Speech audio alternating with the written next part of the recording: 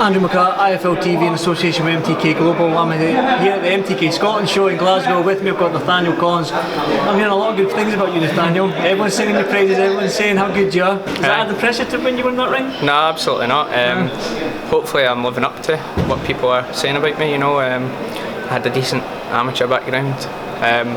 And since I've turned over, it's only just improved my mindset. So I'm out there to dominate, and I've got my sights set on dominating the division. So whatever division it is, featherweight, super featherweight, anybody who wants it, you know. You're tagged on boxing as super featherweight, but I was speaking with Joe as he was coming out the ring there. He said that you're going to go down to featherweight. Yeah, well, I've weighed in 9 stone 3 for my last few, so I thought, well, people were saying that should, you know, rank me under super featherweight limit. So.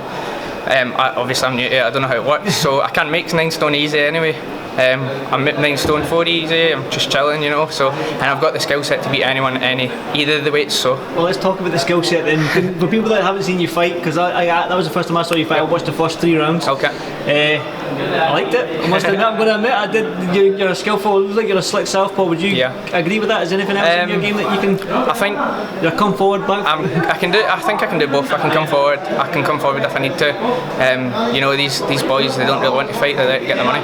So you need to come forward against a more aggressive fighter, somebody maybe who could potentially be stronger than me. If I was at super feather, I can box. I'll box the head off you all day on the back foot. I can move. I'm always moving. And you know, in there, I feel like it brings your level down when you're fighting not lesser fighters. I'm not saying that to be like arrogant or anything, but see when you're fighting fighters that maybe aren't of your calibre or haven't got the background that you've got. This is what I normally say, sorry for cutting you off, Nathaniel, is like you need to fight somebody with the same ambition as you, because then they open up. That's it, they bring the best out in you. And stuff like that. Somebody that comes in and just turtles up, you're not going to look good against them, you're not going to get them out, so would you agree with that? Absolutely. And I mean, in there I was trying my hardest to get him out, and it led me to make mistakes, and he was dipping down in front of big like arse winders, and loads of them were missing, but he caught me with 1 or 2, which were eye catch, and they went, I've got a granite chin, touch wood, I don't get hurt, you know.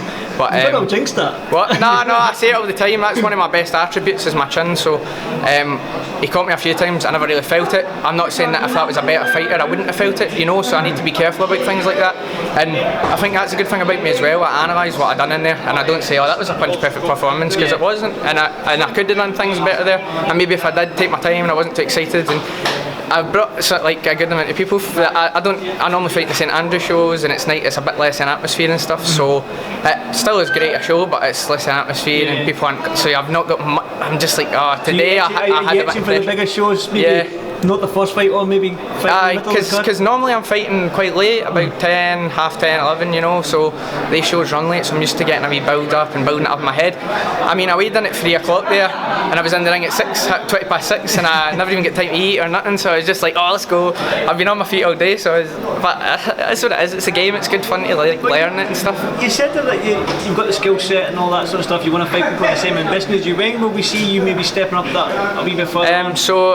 We already asked for a shot at the Celtic at featherweight, and the board turned it down. I was 2-0 at the point.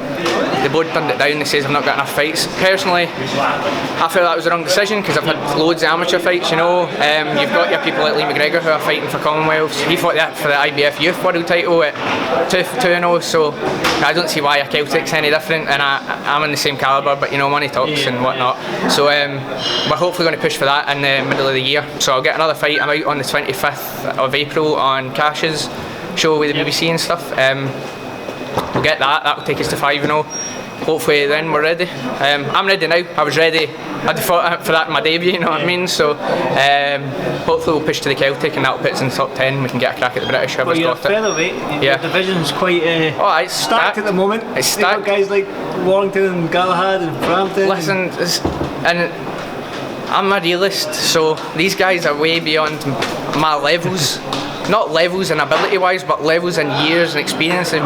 Warrington served his time as a pro, and he never jumped in at the deep end, and he didn't start shouting this and that. He got his shot when he got it, and he earned it. He took it. Same with Galahad, he was a mandatory, so that's how he's got his shot. And hopefully Warrington presses on with the Santa Cruzes and the stuff. I'm not under any illusion that I'm going to be on with them anytime soon. But what I'm absolutely certain about is that people coming up at the same time as me, or even people who are just that wee bit ahead of me, I'll take over. Eventually I'll take over, and that's not me being like, oh, I'm better than you. I just work so hard, and I have it in my heart that I know that I'm going to go. The right attitude, Nathaniel. Aye, absolutely. Definitely. So do you see yourself in the 2, 3, 4 years time where Warrington and Galahad are at the moment in time? Big arenas, hopefully sooner. Hopefully sooner.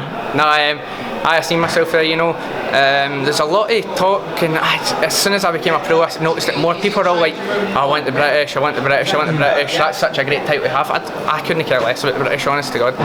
It's a great title to have. If we go that route and I take that route, then we'll take the British if it comes. But see, if something comes quicker, a European or one of the sanctioning belts, you know, everybody seems to get flung a WBO or this and that. If I'm going to get in and it's going to put me in the ranks before a British, then I'm taking that. There's no like set route for me. It's loads of people are like, oh, we'll get this, then we'll get the British, and then we'll get the Commonwealth, then we'll get the. I see like Fowler's and all the like Dave Caldwell. That's always his route that he wants to take. I don't give a shit what title it is. I want a title and I want to be world ranked, and then I want to go and fight for world titles, you know, and then I want to win world titles. So definitely, that's why you're in this game. We'll put one last question before I let you go. Who wins in Warrington Galahad? Oh, Warrington all day. That guy is a machine, and I will be the first to say that I'm a Carl Frampton fan.